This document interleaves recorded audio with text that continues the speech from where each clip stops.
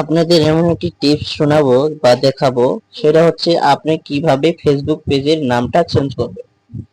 অনেকেই কিন্তু ফেসবুক পেজের নামটা পরিবর্তন করতে গিয়ে ফেসবুক পেজটাই কিন্তু ডিলিট করে ফেলে।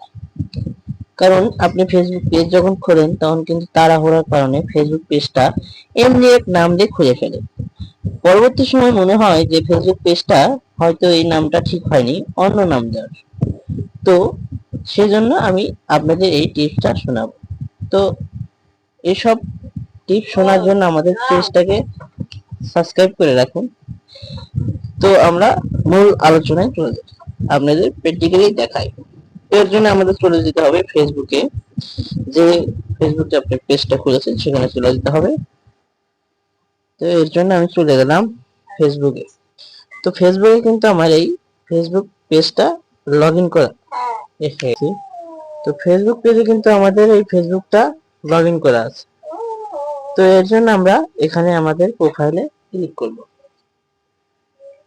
তো প্রোফাইলে আমি ক্লিক করলাম। তো এখানে নাম আছে কিন্তু এফএস ফাহিম, যেটা পরিবর্তন করার সময় আমাদের এই এই আমাদের আসার পরে কিন্তু আমাদের এরকম একটা এই থ্রি আইকনে ক্লিক করতে হবে।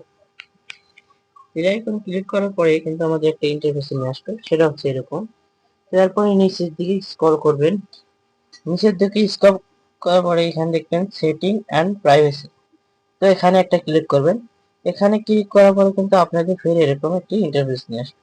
তো এখানে সেটিং দেখতে পাচ্ছেন, সেই সেটিং এ আবার ক্লিক করবেন। সেটিং এ ক্লিক করার পর কিন্তু এরকম একটা ইন্টারফেসে নিয়ে আসবে।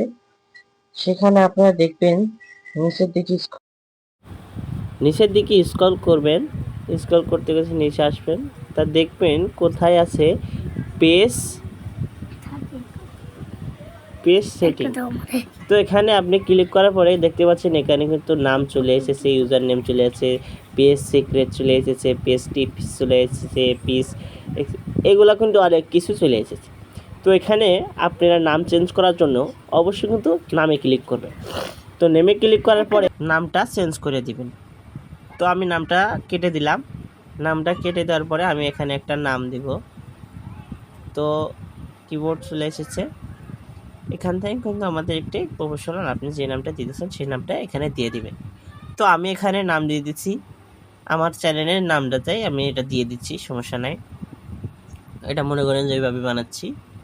তো টেস্ট উইথ ফাহিম বিডি লিখে দিব।